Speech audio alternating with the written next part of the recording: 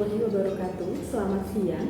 Perkenalkan, nama saya Tria Ulfa Kusuma, dosen program studi S1 Gizi Universitas Muhammadiyah Kendal Batam. Pada kesempatan kali ini, saya akan membagikan video pengajaran yang merupakan salah satu syarat untuk pengajuan sertifikasi dosen gelombang 1 tahun 2025, yaitu pernyataan diri dosen dalam unjuk kerja Dharma Perguruan Tinggi atau PDD UKT-PT. Mata kuliah yang saya ambil dalam pembuatan video pengajaran kali ini adalah mata kuliah inti dalam program studi S1 Gizi, yaitu mata kuliah Nutrition Care Process atau NCP. Mata kuliah ini memiliki bobot 3 SKS yang terdiri dari 2 SKS teori dan 1 SKS praktikum. Mata kuliah NCP ini disampaikan dengan mengkombinasikan beberapa metode pembelajaran, yaitu metode ceramah, di mana dosen menyampaikan materi secara lisan untuk menjelaskan konsep dan prinsip dari materi, yang juga disertai dengan diskusi di setiap penyampaian materi, di mana dosen memfasilitasi mahasiswa untuk bertukar pikiran dan memperdalam pemahaman materi. Selain itu, juga menggunakan metode case study dalam metode Small Group Discussion atau SGD, di mana mahasiswa dibagi ke dalam kelompok kecil untuk mendiskusikan suatu kasus yang diberikan. Di akhir pembelajaran, dosen melakukan post-test secara lisan yang disertai dengan klarifikasi untuk mereview tingkat pemahaman mahasiswa terhadap materi yang telah disampaikan. Deskripsi mata kuliah. Mata kuliah NCP ini membahas mengenai upaya peningkatan kualitas pemberian asuhan gizi. Kualitas pelayanan adalah tingkatan pelayanan kesehatan untuk individu dan populasi yang mengarah kepada tercapainya hasil kesehatan yang diinginkan sesuai pengetahuan profesional mutakhir. Dengan tujuan memberikan pelayanan asuhan gizi berkualitas tinggi, aman, dan efektif, hasil atau outcome dapat diprediksi dan terarah. Mata kuliah ini juga merupakan penerapan dalam membuat asuhan gizi dengan cepat dan tepat, serta membantu mahasiswa untuk mendalami tentang bagaimana melakukan asuhan gizi dan menjalankan tugas sebagai seorang ahli gizi. Capaian pembelajaran atau CPN mata kuliah NCP di program studi S1 Gizi, yaitu pertama, menunjukkan sikap bertanggung jawab atas pekerjaan di bidang keahliannya secara mandiri. 2. Mampu menguasai konsep teoritis dan iptek gizi yang diperlukan dalam mengelola asuhan gizi. 3. Mampu menerapkan konsep teoritis dan iptek gizi yang diperlukan dalam mengelola asuhan gizi. 4. Mampu mengevaluasi proses pengelolaan asuhan gizi.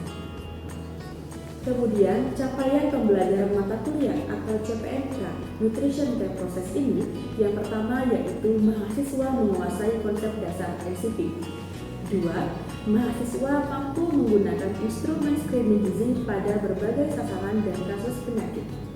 3. Mahasiswa mampu menganalisis, mengevaluasi, dan merancang tahapan NCP berdasarkan IDNP. 4. Mahasiswa mampu merancang NCP pada berbagai kasus penyakit. Dalam mata kuliah ini, mahasiswa diajarkan mengenai teori NCP yang dikaitkan dengan kondisi di lapangan seperti pada pasien maupun klien dengan berbagai penyakit ataupun kondisi tertentu. Selain itu, mata kuliah ini juga disertai dengan studi kasus pada berbagai klasifikasi penyakit yang ditemui di lapangan untuk memperdalam pengetahuan dan kemampuan mahasiswa. Bahan kajian materi pembelajaran mata kuliah Nutrition Care Process terdiri dari 1. Konsep dasar NCP, 2. Screening gizi, 3. Asesmen atau pengkajian gizi yang akan saya sampaikan dalam bentuk video pengajaran setelah ini, 4. Diagnosis gizi, 5. Intervensi gizi, 6. Monitoring dan evaluasi gizi, 7. Studi kasus dan implementasi NCP pada berbagai kasus penyakit, yaitu penyakit degeneratif dan tidak menular, penyakit defisiensi dan infeksi, serta penyakit yang berhubungan dengan trauma, alergi, dan juga critical illness. Adapun pustaka yang digunakan dalam mata kuliah NCP ini terbagi menjadi pustaka utama dan pustaka pendukung. Pustaka utama yaitu buku yang berjudul International Dietetics and Nutrition Terminology atau IDNT, edisi ketiga yang diterbitkan oleh American Dietetic Association tahun 2012. Kemudian pustaka pendukung yang pertama, buku yang berjudul Nutrition Care Process yang ditulis oleh Handayani dan kawan-kawan pada tahun 2015. 2. Buku berjudul Penerapan Screening Gizi di Rumah Sakit yang ditulis oleh Susutyawati tahun 2015. 3. Buku Pedoman Praktis Diagnosa Gizi dalam Proses Asuhan Gizi Terstandar atau PAGT yang ditulis oleh Rosnelly dan kawan-kawan pada tahun 2014. 4. Buku yang berjudul Diagnosis Gizi Edisi Revisi yang ditulis oleh Handayani dan Kusumastuti pada tahun 2022. Dan terakhir, yaitu buku yang berjudul Pendidikan, Konsultasi, dan Konseling Gizi yang merupakan karya saya bersama dengan rekan-rekan dosen dari instansi pendidikan se-Indonesia yang ditulis dan diterbitkan pada tahun 2025. Selanjutnya, penilaian dari mata kuliah MCP ini terdiri dari beberapa komponen, yaitu UTS sebesar 30%, UAS sebesar 35% yang merupakan bobot penilaian paling besar, 3. Tugas dan praktikum sebesar 25%, dan terakhir sikap serta keaktifan sebesar 10%. Berikut merupakan contoh video pembelajaran mata kuliah Nutrition Care Process yang dilakukan secara offline di ruang kelas. Assalamualaikum warahmatullahi wabarakatuh. Waalaikumsalam warahmatullahi wabarakatuh. Selamat pagi adik-adik semua. Pagi, Bu. Sehat semuanya? Alhamdulillah sehat. Baik, sebelum kita mulai kuliah kita pada hari ini, mari kita berdoa terlebih dahulu. Berdoa.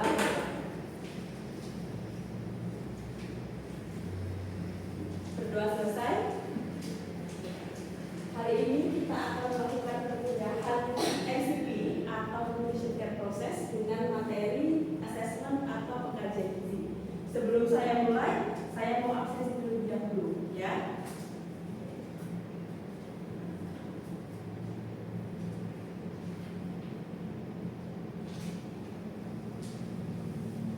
Yang pertama, Nabila Afi, ada? Baik. Kemudian Amanda Puspitasari, hadir. Najma Zafira, Adelia Rizka, Hafiz Eka, kemudian Arini, Ajeng,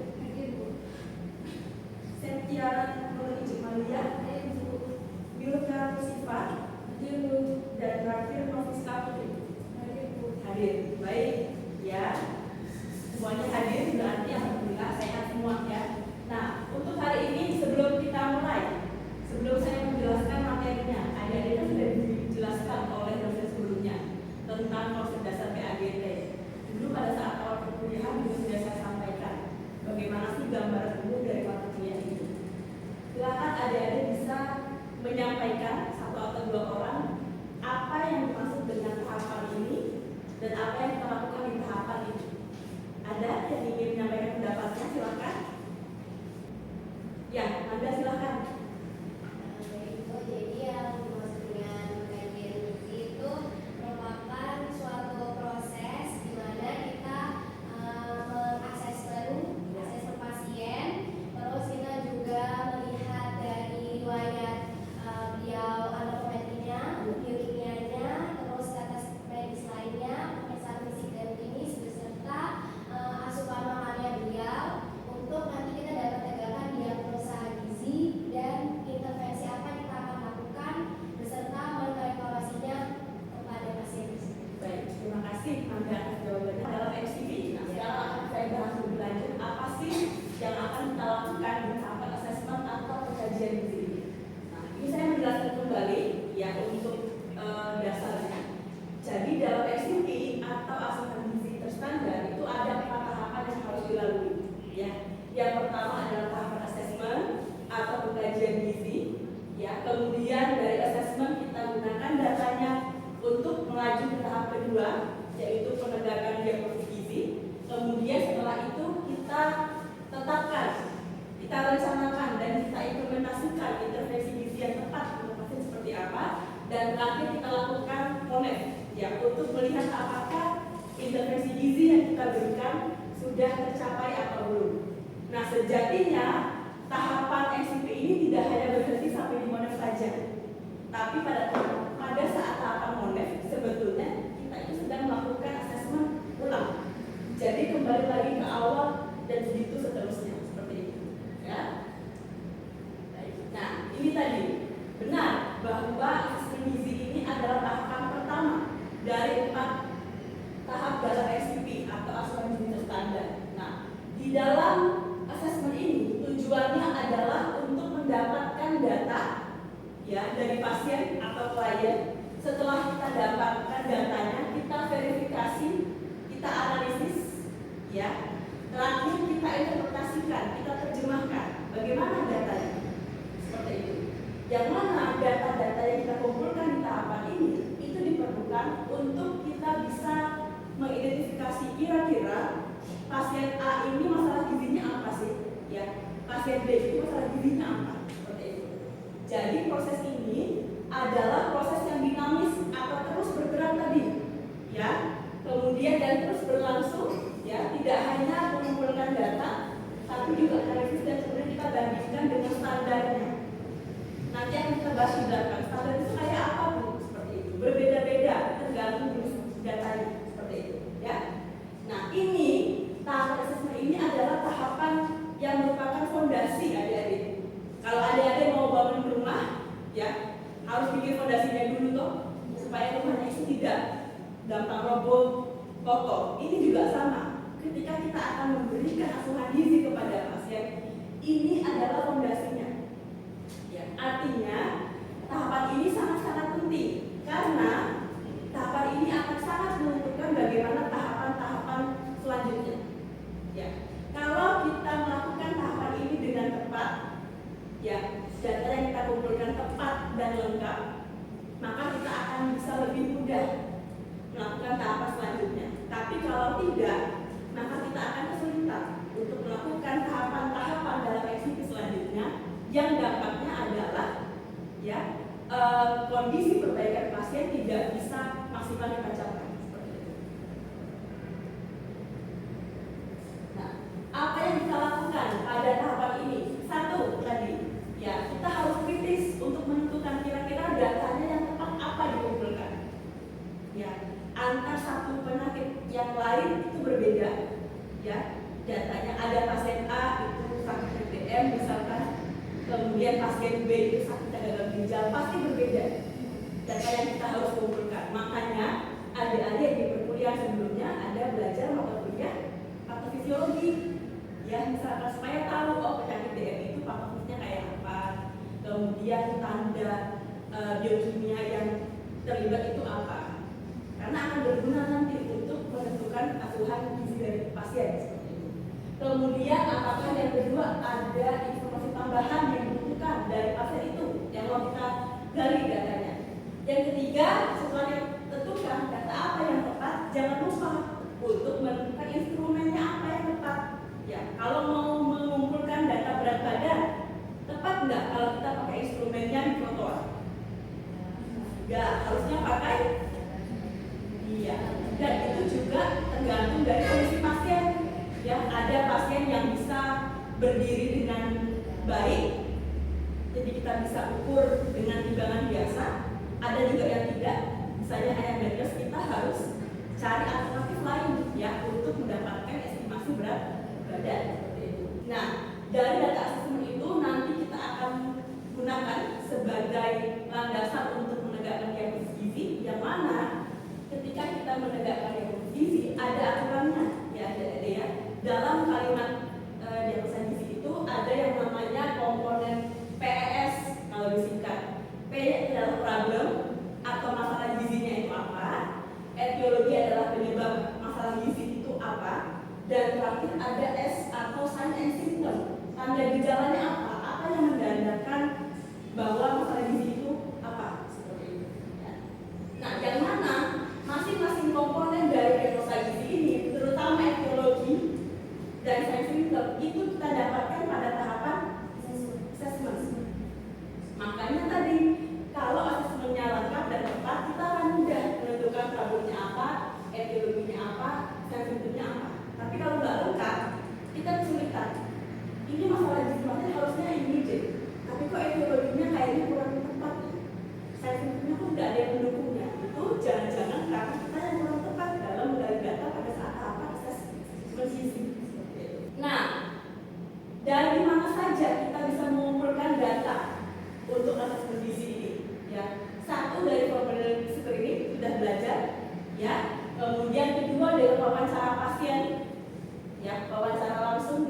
pasien, ya kita dapatkan datanya, kemudian dari rekam medis, ya di situ juga sudah cukup jelas apa yang bisa kita kumpulkan, dan terakhir wawancara atau konsultasi dengan pengasuh pasien, terutama untuk pasien-pasien dalam kondisi khusus, misal pasien yang harus bed rest kan nggak mungkin kita bangunkan, Pak saya mau assessment, ya Bapak dulu sukanya makan apa, gitu kan, berat badannya berapa, kan nggak mungkin.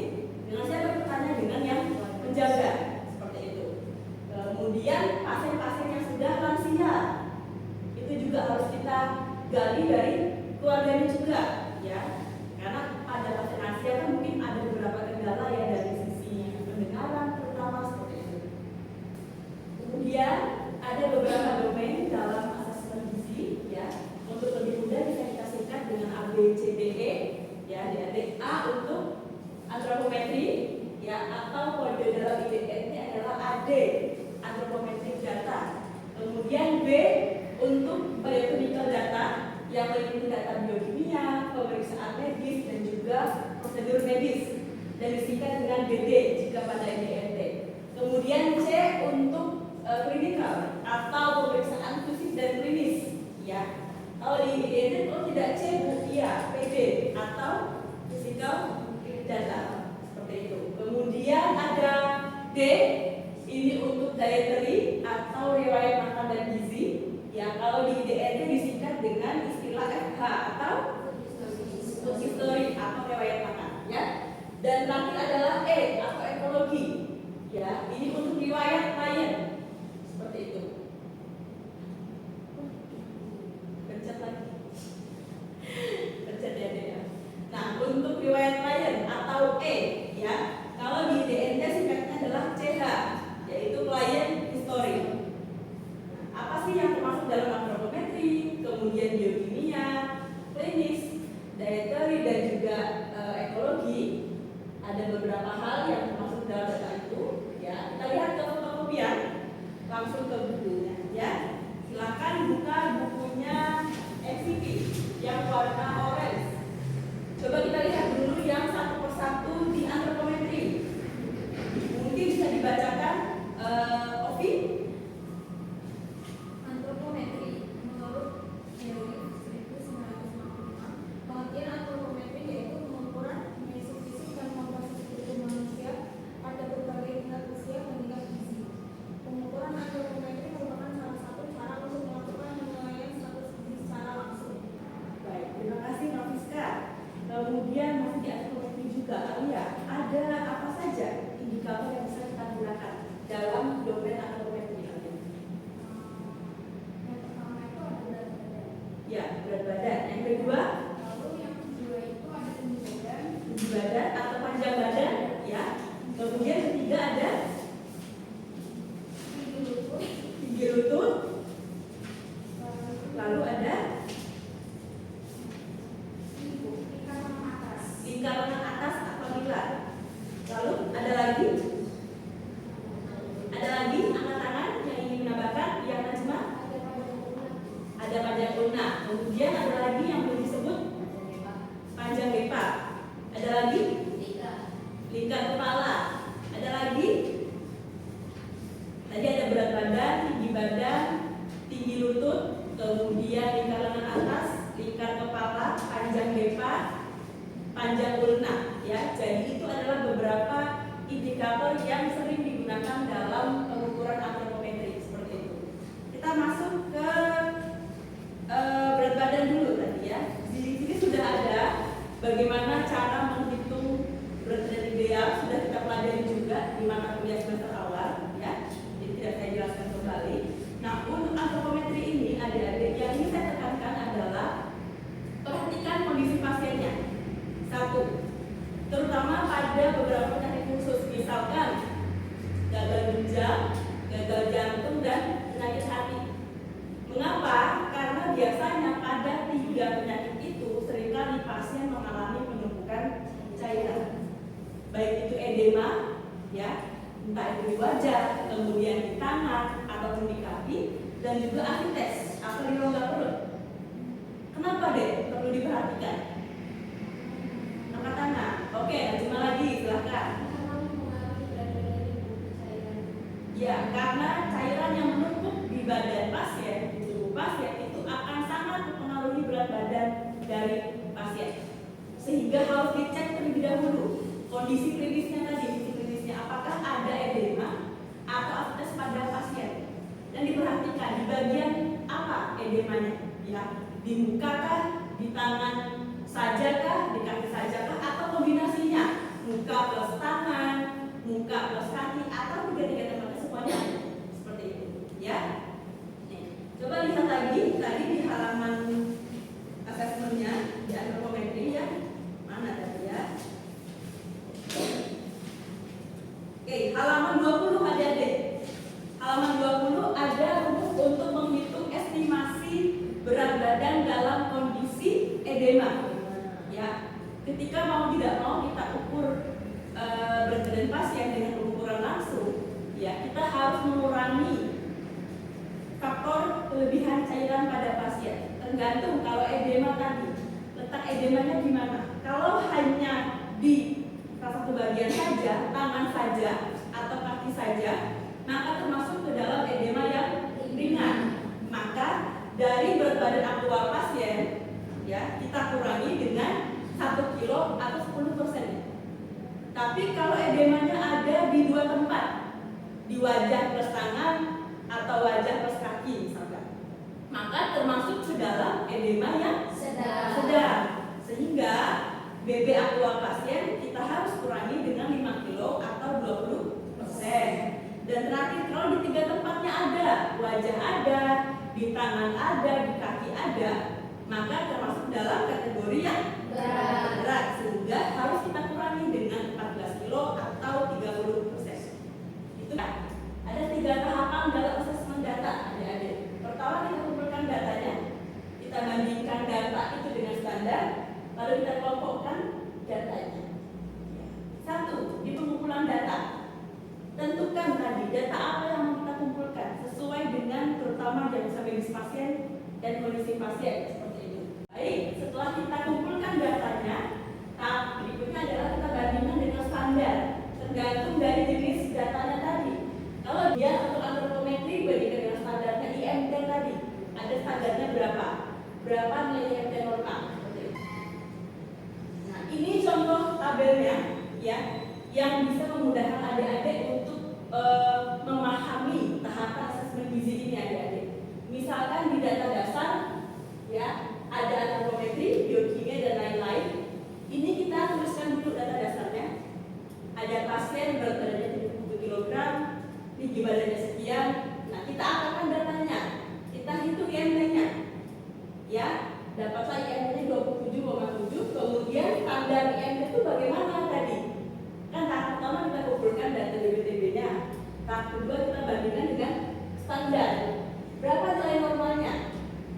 Sekian, 18,5 sampai 25, sehingga dengan IMT demikian pasien itu termasuk ke dalam status gizi yang obesitas. Lalu yang kedua, penugasan, ya adik-adik. Jadi di sini saya punya tugas, ada studi kasus, silakan nanti kita kerjakan, ya. Ini kasusnya sudah saya kirimkan ke grup WA-nya masing-masing, ya. Silakan bisa membentuk kelompok. Ini adalah penugasannya, ya, sudah dibagi menjadi 2 kelompok. Ini contoh kasusnya. Silakan adik-adik identifikasi atau lakukan asesmen gizi pada pasien tadi, ya. Mana yang kelompok 2 selanjutnya, ya. Ini kasusnya, coba diidentifikasi bagaimana asesmen untuk biokimia pasien, ya. Dari data ini kira-kira biokimia yang mana datanya?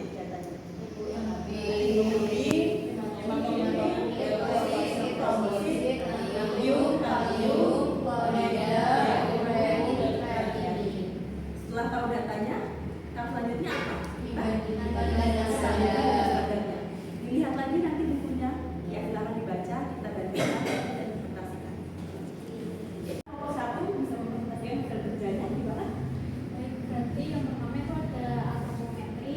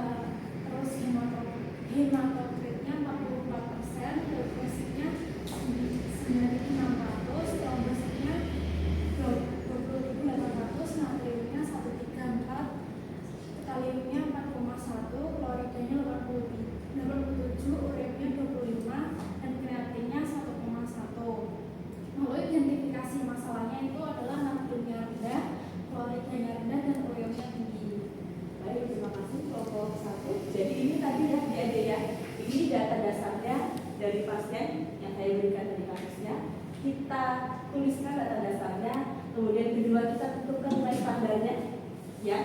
Kalau IMT standarnya berarti IMT normalnya itu berapa? Kalau biokimia berarti nilai normal dari nilai biokimia berapa? Lalu kita cek, ya, kita cari kesimpulan. IMT sekian 25,8 berarti kan lebih tinggi dibandingkan normal. Maka kesimpulannya adalah pasien mempunyai obesitas. Tuh, kalau biokimia misalkan natrium, ya, natrium pasien 134 mili ekivalen per liter. Kemudian nilai normalnya adalah 135, 145. Ini kan di bawah 135 ya. Berarti kesimpulannya adalah natriumnya rendah. Seperti itu. Bisa dipahami? Bisa. Baik, adik-adik sudah sampai kita di penghujung materi. Ya, sebelum saya tutup, saya mau mereview dulu. Apakah adik-adik sudah paham dengan materi yang saya berikan atau belum? Ya, nanti silakan angkat tangannya untuk menjawab pertanyaan dari saya. Ya. Tentang asesmen atau pengkajian gizi. Ya. Yang pertama, tahapan ini merupakan tahapan keberapa dari MC? Ya, silakan Alia. Tahapan asesmen merupakan tahapan pertama dalam MCP. Baik, pertanyaan yang kedua, apa tujuan dari tahap asesmen gizi? Silahkan yang ingin menjawab. Ya, ada, silakan ada. Tujuan dari asesmen gizi sendiri itu yang pertama untuk pengumpulan data, Ya. untuk membandingkan data dengan standar, untuk mengamalkan data, untuk mengidentifikasi masalah gizi pada pasien. Ya, baik, terima kasih ya. Jadi tujuannya satu untuk mengumpulkan data. Setelah kita kumpulkan, kita analisis datanya. Ketiga, kita bandingkan dengan standar, dan terakhir kita interpretasikan, kita terjemahkan, kita tarik kesimpulan yang mana data itu nanti bisa kita gunakan untuk tahapan MCP selanjutnya. Yang terakhir, apakah ada yang ingin ditanyakan dari materi hari ini? Ada Bu saya. Oke, silakan hari ini. Gimana? Tadi di dalam materi itu ada domain dalam asesmen Ya. untuk menghitung antropometri itu kan ada dua kategori. Ya. Dalam WHO dan Kemenkes. Sebaiknya kita memakai kategori yang mana untuk pengertiannya? Jadi pada dalam antropometri ketika memilih MT ada dua kategori. Ya, apakah Kemenkes atau WHO, sebaiknya kita pakai yang mana? Ya, baik, terima kasih atas jawabannya hari ini. Kalau dari referensi yang saya baca, karena kita tinggal di Indonesia dan kita bekerja untuk orang-orang Indonesia, maka saya sarankan untuk menggunakan kategori IMT dari Kemenkes karena sudah diperhitungkan sedemikian rupa agar menyesuaikan karakteristik masyarakat Indonesia. Seperti itu. Sudah jelas? Jelas. Baik, terima kasih. Sudah selesai materi kita hari ini. Ya, adik-adik, saya sudah menyampaikan terkait dengan asesmen gizi bagian pertama. Semoga yang saya sampaikan bisa dipahami. Sampai jumpa di